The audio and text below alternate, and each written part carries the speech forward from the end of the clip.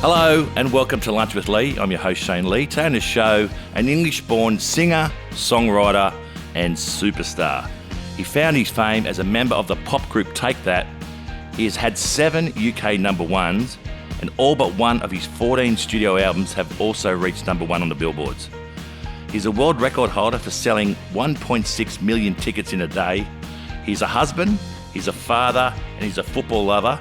And to say that I'm excited is an understatement. I really hope you enjoy this interview with the legendary Robbie Williams.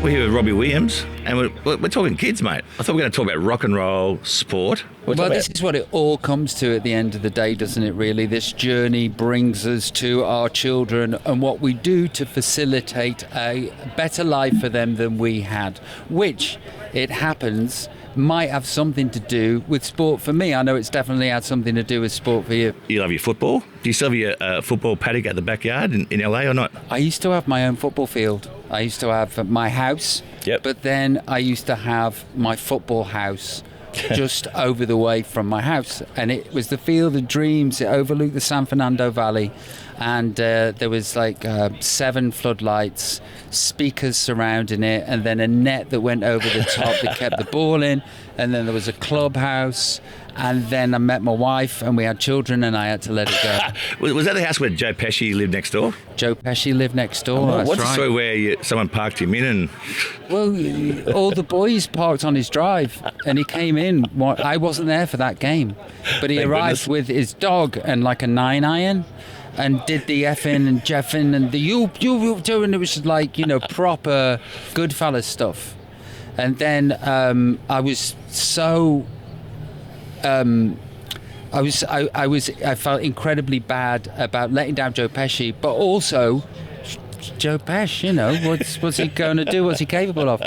So I went and got a sign the next day, no parking on the drive, and hit the sign into the soil. Yeah. Went out for a meal that night in an Italian restaurant, and this Italian guy came over to me and he goes, "I like what you did for Joey today." It's like, oh my God, how did... I was like, a pleasure, it will never happen again. Yeah, and so news travels fast. You gave him a kiss and you're on a... Okay, and like everybody was sort of genuflecting and holding his hand and like kissing him on both cheeks as he left, this Italian fellow who was obviously connected some sort. And I'm a very awkward person at the best of times, and I thought I better ingratiate myself with him as I leave. And he was stood on a step, and I was sort of awkwardly leant in, but he didn't reciprocate, so I just kissed his Adam's apple and then walked out of the restaurant with my tail between my legs. Lucky you walked out, yeah. Mate, I always say that when I was playing cricket, right, sportsmen, to be really good at sport, you have to be somewhat unemotional, and by that I mean you have to do things day in, day out, no matter what the game situation is and what pressures from home. You have to be able to perform. But to be a musician or an artist, it's totally emotional. So whenever I met musicians in my life, they all want to be sportsmen and we all want to be musicians. So it's opposites attract. Have you found that? I found that... Are you happy to just be a rock No, star? I think I've got the best job. There was an awful long time where...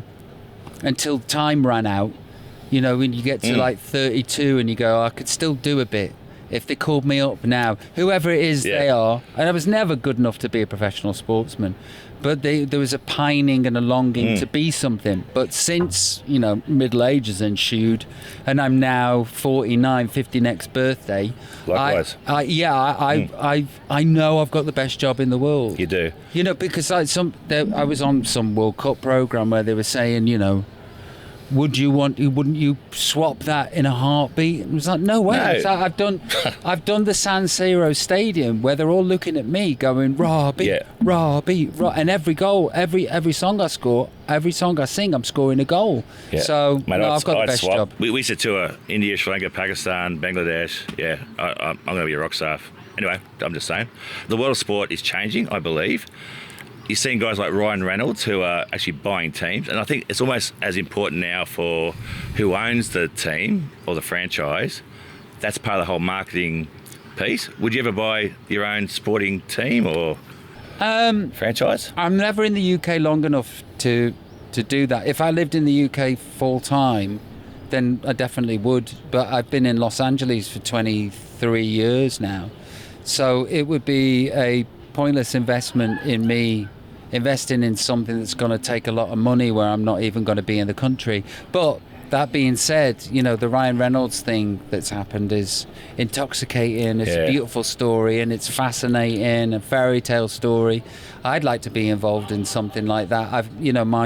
My big love in football is Port Vale, a very small team in the UK. So somewhere down the line, I'll have something to do with it. So if you bought them, you could play. What was your position in football? Oh, left back. If you could play left back, it's never too late, Robbie. It is. The back is shot. What are your leftovers from your sporting career? Oh, mate. So my last game for Australia, I didn't get picked for the Indian tour. So I was good all season. Went on a bender for 2 weeks. I got a call from the selector, Trevor Holmes, and I was in a nightclub. He said, "Where are you?" I said, "I'm just having a drink after work. Come to India right now. Get to the airport." He goes, "Have you been training?" I go, "Yeah, of course I have," and I hadn't, right? So I fly to India. There's now the Shane Lee clause in Cricket Australia because I flew straight in, landed 14 hours. Someone got injured warming up. I was playing, and I got 30 runs not out off 14 balls. Couldn't cool down, and then I had to bowl after McGrath, who went for none for 30. And as I bowled my third over, I walked back, and Gilchrist reckons I just went and I collapsed, passed out, never played again. Can't do any more for your country. Wow. Yeah, the end. You gave it all, and that was it. That was the end. That was it. Why? So why? Because you didn't do a bad job, so you did a great job. Yeah, but I was just. So why? I probably should have those gin and tonics on the way over.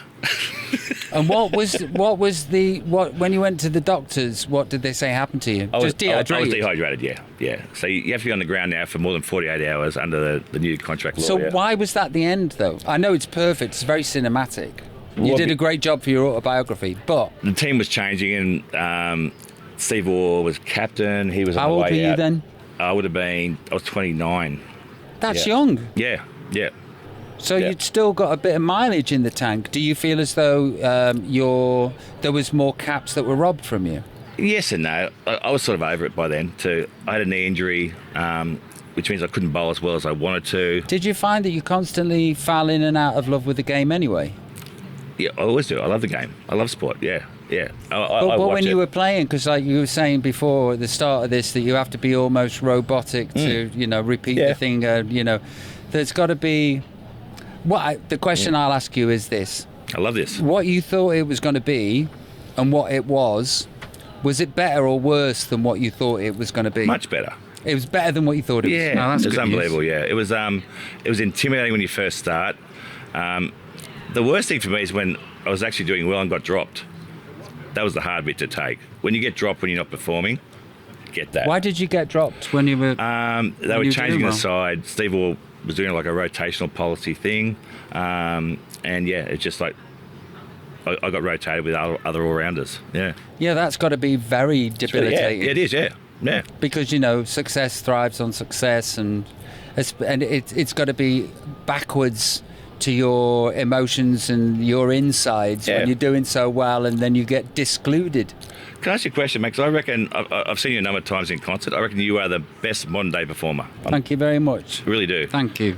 Every guy wants to be you. Every girl. I get a lot of love in Australia. You do, mate. And you deserve it. I'm a big fan of Australia. They let me be me down there. They sort of embrace it and go, good on you. Do you remember the point in time where you were on stage when you went, I'm now at the top of my game? It's the beginning of this year. Really? Yeah. I think that I'm actually now just beginning to be fully formed as an entertainer. Yeah. I mean, it's all been bluff and bollocks. All my life just been, pretend and quick and do this and massive shapes, and I've gotten away with it. Do you really believe that? Whatever I was getting away with, it appealed to a great number of people because they bought tickets and come back and saw it again. But actually, this year's the first year as a 49-year-old I go, I respect myself now. Whereas before I thought I was just taking the piss and was being lucky. Now I actually think that there's something about me that's worth coming to see. I love that. And we'll finish on that, mate. Beautiful. Okay. Thanks, Robbie. Thank you. Good start, mate. That's it for Lunch with Lee this week. A big thank you goes out to my guest, Robbie Williams.